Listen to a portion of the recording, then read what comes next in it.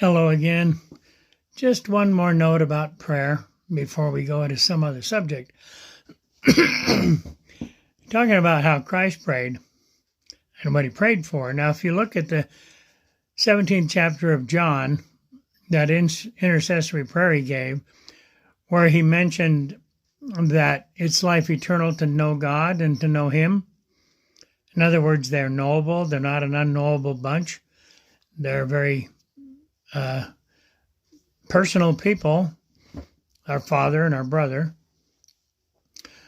And if you read that, you'll learn how he thanked his dad for everything he gave him, and he thanked him for all the people that he'd given him who had been paying attention to him.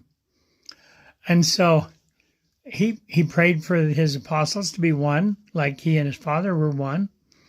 In other words, they got to listen to him, obey the gospel, and help each other and do it together and not dispute. Then when he went to the Garden of Gethsemane, he went in there for 3 different times, and it mentions at least twice that he prayed for the cup to pass by him, but that's a very short time, and he was in there for an hour. So that's 3 hours of prayer. What did he say? Well, as I watched him pray, he was praying for you and I. He was praying that we would listen to his prophets and listen to his apostles and read the scriptures and be obedient to them and be helpful to other people. And so he wants us to be kind and loving and love our enemies, and like he said on the Sermon on the Mount, and be peacemakers, don't have contention, be kind and be service-oriented. So he prayed to his father with a lot of gratitude, which we need to do. He prayed that his apostles would pay attention to him, like we need to do.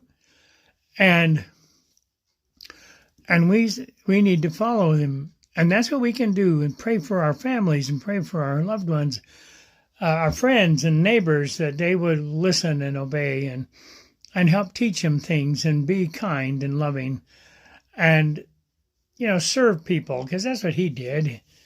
He'd go do things for people. And as James says, that the gospel is visiting the sick and the needy, the people in prison, and helping the widows. And so, in other words, the gospel and religion, pure and undefiled, is to be of service. So in our prayers, that's what we need to do. And one thing, since today is Halloween, I wish you all a safe Halloween.